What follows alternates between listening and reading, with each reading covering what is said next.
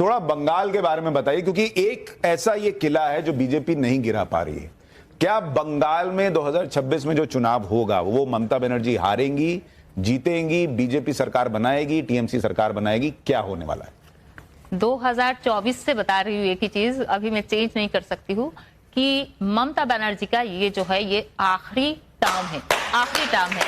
और मैंने ये भी बोला है, मैंने ये भी बताया है कि जब 2025 का जून जुलाई आएगा वहां से उनकी बड़ी चैलेंजिंग टाइम शुरू होगी। और तीसरा, इस साल की स्टार्टिंग में बताया है कि कागज तो दिखाना पड़ेगा। तो सबने कहा कि ये तो कब से बोल रहे कागज तो दिखाना पड़ेगा। और मुझे इस सारे चीजों की मतलब कोई, मैं तो एनालिस्ट नहीं हूँ, यहाँ पे सबको पता होगा, शहजाद जी को पता होगा, एसआईआर क्या चीज तो मुझे पता ही नहीं था। पर मंगल का महादशा शुरू हुआ है, मंगल भूमि कारक है, भूमिपुत्र है, वो मतलब हमारी जो भूमि को रक्षा करता है, योद्धा है। तो आप अपनी भूमि को रक्षा तो उसी में करेंगे ना। आपके भूमि में अगर कोई और घुस जाए तो उसको तो रक्षा करना नहीं कहते। तो मंगल का महादशा शुरू है, मंगल आर्द्रा नक्षत्र है। तो मुझे ये चीज पता था कि क्लीनिंग तो होगी। अब यही क्लीनिंग इनको पकड़ लेगा, ये मुझे कुछ आइडिया नहीं था। ऐसा यार क्या चीज तो पता ही नहीं था, ये तो इसी साल पता चला। शर्मिष्ठा जी के लिए इनकी भविष्यवाणी, देखिए भविष्यवाणी सही गलत दोनों हो सकती है, लेकिन इनकी भविष्यवाणी को लेकर मैं एक चीज कहूं, जब इन्होंने जनवरी फरवरी में मेरे ख्याल से प्रेडिक्ट किया था कि देश में बड़ा आतंकी हमला होगा और नॉर्थ की तरफ होगा, ऊपर की तरफ होगा, तब सबको लगा था कि कहां से ही हो जाएगा। लेकिन पहलगाम हुआ तो सबको एकदम से ध्यान आया कि आपने ऐसा कहा था। जब आपने कहा था कि देश में प्लेन क्रैश होगा, तब ऐसी कोई चर्चा तक नहीं थी दूर दूर तक, या एविएशन सेक्टर जो है वो एकदम नीचे आ जाएगा।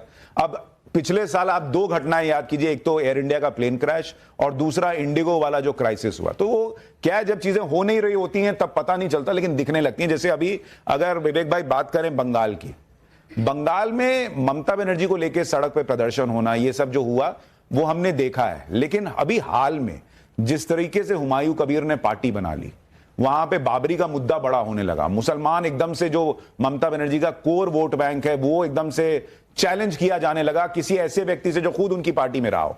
तो ऐसी परिस्थितियां क्या आपको लगती हैं कि ममता बनर्जी को बीजेपी चैलेंज कर पाएगी, या ये भविष्यवाणी सही हो पाएगी? देखिए, मुझे लगता है कि आपको मैं याद दिला दूं कि 2019 में भारतीय जनता पार्टी के टिकट से हुमायूं कबीर चुनाव लड़ चुका है। और जहां तक हमारा आकलन है, हमको ऐसा लगता है, प्रतीत होता है और प्रमाणित भी होता है शास्त्रा सुशांत जी, कि कहीं ना कहीं हुमायूं कबीर भारतीय जनता पार्टी के लिए काम कर रहे हैं। उनके एजेंट। हाँ बिल्कुल। 2021 में भी अगर आप देखिए तो सब यही हो रहा था कि भारतीय जनता पार्टी सरकार बना रही है। माननीय प्रधानमंत्री वैसे बांग्लादेश में कुछ नहीं बोलते हैं, लेकिन जब बंगाल में चुनाव होता है तो बांग्लादेश जाके मतुआ मंदिर में सर झुकाते हैं, ताकि मतुआ जो कम्युनिटी का वोट है वो हमको मिल जाए और हम चुनाव जीत जाए। तो ये ध्रुवीकरण और ये तुष्टीकरण की